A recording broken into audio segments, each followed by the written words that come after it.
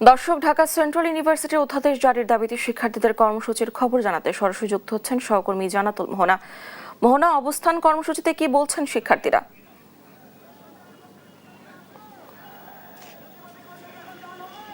শিক্ষা ভবনের সামনে আপনারা দেখছেন সকাল থেকেই জড়ো হয়ে শিক্ষা ভবন ঘেরাও করে রয়েছে ঢাকার 7 কলেজের শিক্ষার্থীরা। এবং আপনারা জানেন, ঢাকা সেন্ট্রাল ইউনিভার্সিটি অধ্যাদেশ যেন দ্রুততম সময়ে জারি করা হয় তার দাবিতে তারা এখানে অবস্থান করছেন।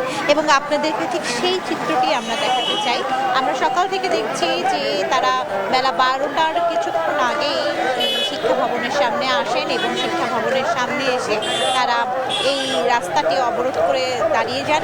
যদিও আমরা দেখছি এখন পর্যন্ত যান চলাচল এখানে স্বাভাবিক রয়েছে, শুধুমাত্র শিক্ষা ভবন থেকে সচিবালয়মুখী বা সচিবালয়ের দিক থেকে বা 0 পয়েন্ট থেকে শিক্ষা ভবন বা হাইকোর্টমুখী রাস্তাটি এখন তারা অবরোধ করে দাঁড়িয়ে আছেন। এবং তারা জানিয়েছেন যে যতক্ষণ পর্যন্ত না তাদের দাবি মেনে নেওয়া হবে তারা এখানে অবস্থান করবেন। এবং আমরা আপনাদেরকে বলতে চাই যে এখানে যে শিক্ষার্থীরা অবস্থান করছেন তারা দীর্ঘদিন যাবৎ তারা এখানে অবস্থান করছেন। এবং আমরা গত কিছুদিন আগে দেখেছি তারা ঢাকা কলেজের সামনে আলটিমেটাম দিয়েছিল যে তারা আজ থেকে তাদের দাবি যদি বা অধ্যাদেশটি যদি 2 দিনের মধ্যে জারি না করা হয় তাহলে রবিবার থেকে তারা এই পদযাত্রা এবং অবস্থান কর্মসূচি পালন করবে। এবং আমি কথা বলতে চাই তাদের মধ্য থেকে একজনের সাথে একটু জানাবেন যে আসলে আপনারা আজ এখানে কেন জড়ো হয়েছেন এবং কেন এই রাস্তাটি অবরোধ করে আছেন।